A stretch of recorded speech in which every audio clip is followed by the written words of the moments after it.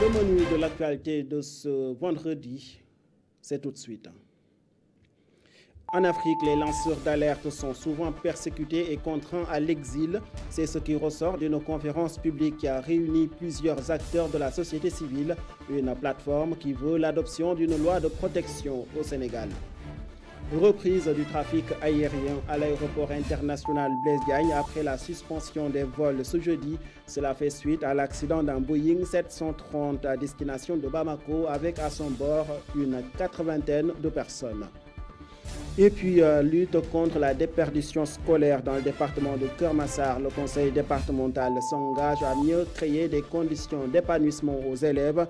Des cantines scolaires ont été gracieusement offertes par le président du conseil départemental, Babacar Gueye, que vous entendrez dans ce journal. Voilà le sommaire. Tout de suite, le développement.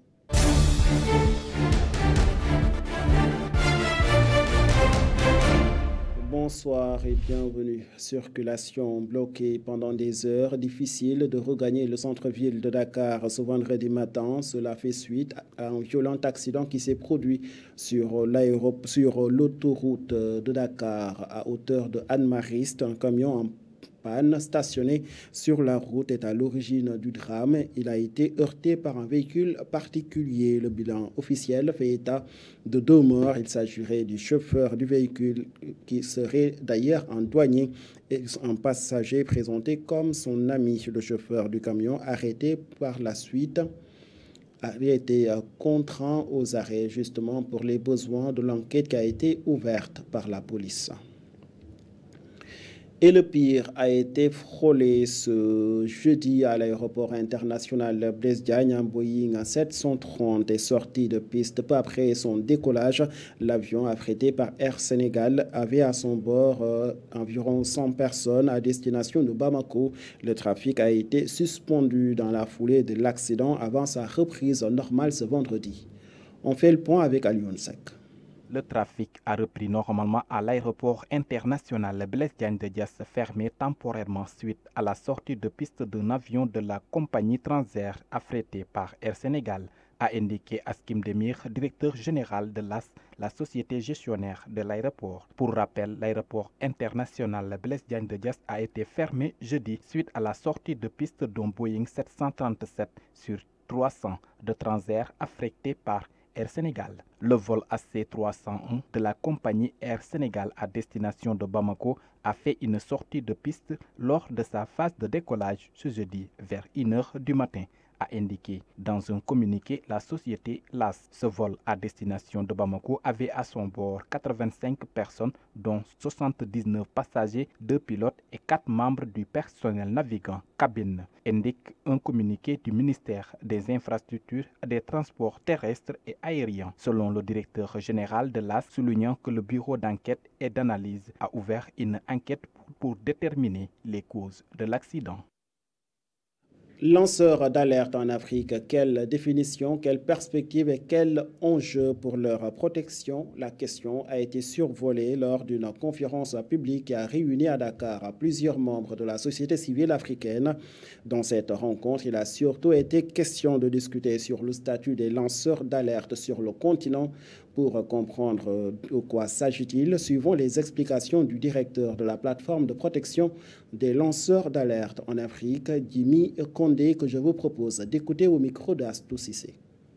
Il y avait un certain engouement sur la question et qu'il était important pour nous de pouvoir préciser ce que c'est un lanceur d'alerte afin de pouvoir lever toute ambiguïté qu'il y avait notamment sur les réseaux sociaux. Alors qui est un lanceur d'alerte? Un lanceur d'alerte, c'est toute personne travaillant dans une organisation qui est témoin des activités illicites et illégales qu'il décide de pouvoir dénoncer dans le but de pouvoir provoquer un changement et de pouvoir mettre fin aux activités illicites dans son entreprise. Cette loi viendra déjà reconnaître c'est qui un lanceur d'alerte, pouvoir expliquer le processus de lanceur d'alerte, parce qu'aujourd'hui, ceux qui veulent dénoncer ne savent pas à qui pouvoir adresser leur dénonciation. Cette loi va pouvoir encadrer, et non seulement encadrer, mais leur accorder la protection qui doit aller au-delà même du lanceur d'alerte, mais qui doit également toucher aux proches de lanceurs d'alerte. Cette loi doit comprendre plusieurs critères qui ne sont peut-être pas exhaustifs, mais pour lesquels nous avons pu relever ce qui était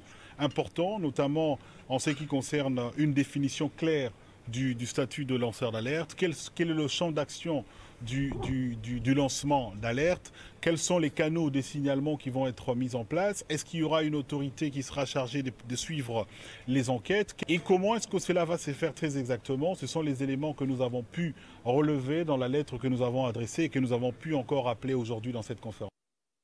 Une loi de protection parce que le gouvernement du Sénégal fait de la protection des lanceurs d'alerte une priorité absolue conformément à la volonté du président de la République, Bassirou Diomaye Faye. Parce qu'un constat existe en Afrique, les lanceurs d'alerte sont le plus souvent persécutés et contraints à l'exil par des gouvernements dissidents. Justement, les acteurs veulent une loi de protection pour mieux garantir l'exercice du lancement d'alerte sur le continent. Suivons toujours les explications de Jimmy Condé au micro d'Astou Cissé. La situation de lanceur d'alerte, je pense qu'elle est déplorable dans la mesure où, malgré le fait que plusieurs pays ont pu signer cette convention des Nations Unies qui appelle à la protection de lanceurs d'alerte, on se retrouve uniquement avec 11 pays qui ont des lois qui protègent les lanceurs d'alerte. Et là encore, il y a des problèmes d'application de ces lois. Et parmi ces pays, il n'y a pas des pays francophones qui ont des lois qui protègent les lanceurs d'alerte. Ce qui fait que beaucoup de lanceurs d'alerte sont aujourd'hui exposés et sont contraints à l'exil. Et deux fois, ils sont tués à cause de leurs révélations en Afrique. Je pense qu'aujourd'hui, au Sénégal, ce que nous avons pu faire depuis plusieurs années, c'est de pouvoir sensibiliser. Nous avons pu travailler avec beaucoup de journalistes pour les amener à comprendre ce qui était un lanceur d'alerte. Et nous avons d'ailleurs dans le cadre du lanceur d'alerte malien qui est intervenu dans notre conférence aujourd'hui. Oui, je dis que si cette loi est votée au Sénégal, en tout cas aujourd'hui, cela fera du Sénégal le premier pays francophone à se doter d'une loi de protection des lanceurs d'alerte. Je sais qu'il y a des initiatives qui sont en cours actuellement en Côte d'Ivoire, au Burkina, mais il n'y a pas encore un pays francophone qui a une loi qui protège le lanceur d'alerte. Donc le Sénégal peut être un exemple dans le monde francophone et cela pourrait servir d'exemple pour d'autres pays. Déjà, nous avons commencé par encourager l'initiative. Nos attentes, il faudrait que la loi qui va être promulguée puisse tenir compte de standards internationaux tels que nous l'avons évoqué tout au long de cette conférence, de façon à ce que les lanceurs d'alerte soient réellement protégés. Appui à la paix et à la sécurité interne et internationale. Le Sénégal bénéficie d'un appui militaire conséquent de la part des États-Unis. C'est un important lot de matériel motorisé militaire qui a été gracieusement offert aux forces armées sénégalaises dans le cadre du programme global Initiative des opérations de maintien de la paix. Un acte très bien accueilli par les autorités militaires sénégalaises avec à leur tête le directeur du centre d'entraînement, capitaine Mbaye Diagne, le chef d'escadron Ousseynou Ndiaye, que je vous propose d'écouter. L'une des limites principales par rapport au bon déroulement de nos activités ici, et par conséquent l'exécution de la mission du CT7, était les capacités d'emport très restreintes que nous avions. C'est-à-dire quoi? La mobilité. Et aujourd'hui, les moyens qui sont acquis par le biais de la coopération avec les États-Unis d'Amérique, par le biais du programme Global Peacekeeping Operation Initiative, vient renforcer grandement la capacité d'emport du centre et par conséquent la mobilité. En somme, aujourd'hui, nous sommes en mesure de transporter d'emblée 2 compagnies. Si on prend l'exemple d'un bataillon de reconnaissance et d'appui, le CET est en mesure de transporter d'emblée une CRA, c'est-à-dire une compagnie de reconnaissance et d'appui. C'est combien? C'est une compagnie, c'est-à-dire une CRA plus une compagnie d'infanterie. Ça vous prend dans l'ordre de 300 personnes. On pourrait prendre.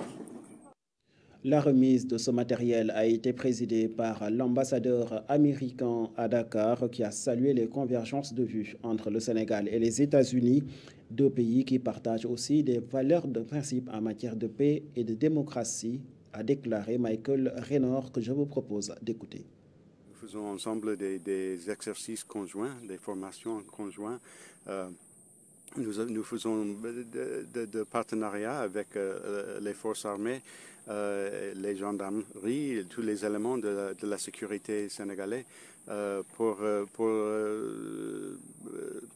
afin de soutenir nos intérêts communs, d'être dans un monde pacifique et pour ça, il y a deux choses qui sont à la base de ce partenariat. Il y a tout d'abord le courage, le dévouement et le bon travail des forces armées sénégalaises, les hommes et les femmes des forces armées sénégalaises, dans lesquels nous sommes honorés d'investir un peu dans leur succès. La deuxième chose, c'est les valeurs partagées. Et nous parlons beaucoup de ça, mais c'est en ce cas quelque chose d'essentiel. Les valeurs surtout de démocratie, de gouvernement représentatif, de paix et d'opportunités pour les citoyens de nos deux pays. Donc ça forme une base de partenariat très très solide, et investir dans ce partenariat par ces véhicules et autres engagements, c'est quelque chose que nous comptons sur cette opportunité toujours, et nous sommes impatients de continuer ces partenariats dans les jours à venir. Donc, éducation, nous parlons à présent. Les 3 lycées du département de Keur Massar, dotés de cantines scolaires. Ce sont des outils visant à améliorer les conditions d'enseignement et d'apprentissage dans ce nouveau département de la banlieue dakaroise. Par cet acte, le conseil départemental de Keur Massar affiche sa volonté de lutter contre la déperdition scolaire dont sont victimes la plupart des élèves du département. Ce sont des explications tenues par le président du conseil départemental, le professeur Babacar Gueye, dont les propos sont recueillis par Maguette Diop. En ce jour historique, marquant l'inauguration des cantines scolaires construites dans 3 lycées du département, je veux citer le lycée de Yeumbeul, le lycée Zone de Recasement et celui de Diakhaï où nous sommes aujourd'hui. Ces cantines sont loin d'être de simples lieux de restauration, mais des outils d'amélioration des conditions d'enseignement-apprentissage. En effet, nous avons la ferme conviction que pour toute société qui aspire au progrès, l'éducation doit être la voie royale d'un développement durable et harmonieux.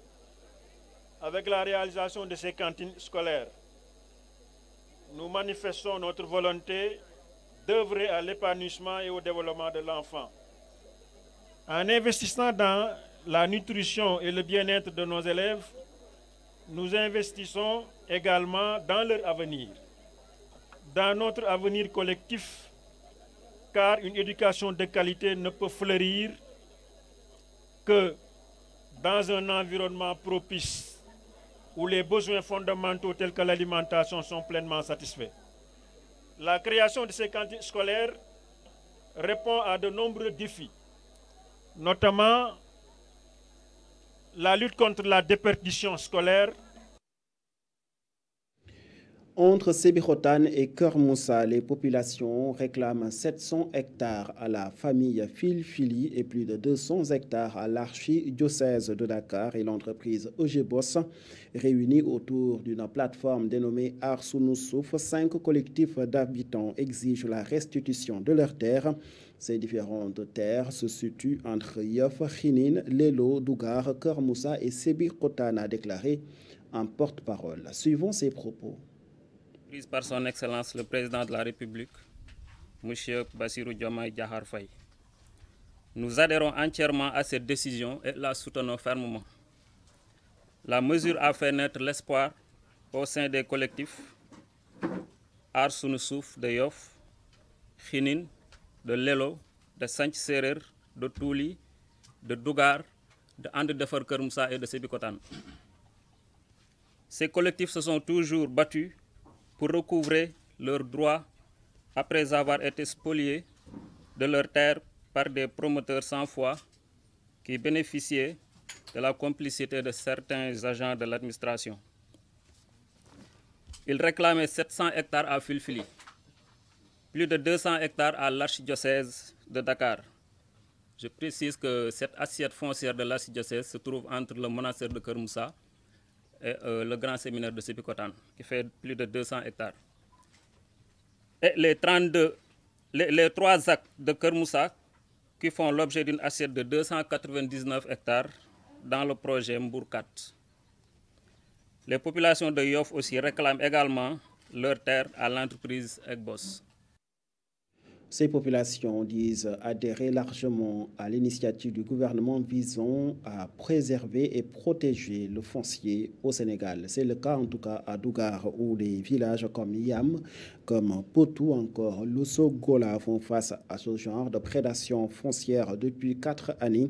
C'est pourquoi les populations misent sur les nouvelles autorités gouvernementales pour faire cesser cette pratique révolue de notre époque. C'est en tout cas ce qu'a déclaré le coordonnateur du cadre d'échange des habitants de Dougar, Daouda Faye, que je vous propose d'écouter. Par des prédateurs fonciers. Vers 2019, le quartier de Dougar-Yam s'est vu amputé de 46 hectares de terre, dont une partie dans la forêt classée, du fait d'un promoteur.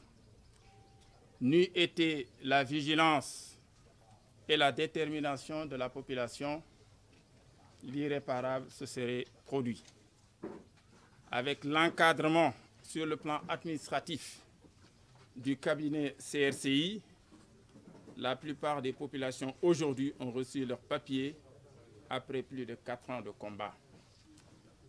40 hectares à cheval entre les quartiers de Dougar-Yam, de Dougar-Losso-Gola, de Dougar-Poutou sont en souffrance aujourd'hui. Et pourtant, les populations bénéficiaires disposent d'attestations de bail, mais ne peuvent prétendre à des mutations. Derrière le quartier de Dougar-Poutou, de gros bonnets se sont partagés une partie de la forêt classée en attendant le déclassement. Malheureusement pour eux, il y a eu ce changement de régime. Le même quartier s'est vu amputer une partie de ses cimetières et de son terrain de football au profit de la commune de Yen sous prétexte d'un décret pourtant clair n'ayant jamais fait allusion à la commune de Diamniadio. On a espoir que dans les prochains jours, les choses pourraient bouger. Fin de ce rendez-vous d'information. Merci de l'avoir suivi et très bonne suite de programmes sur nos antennes.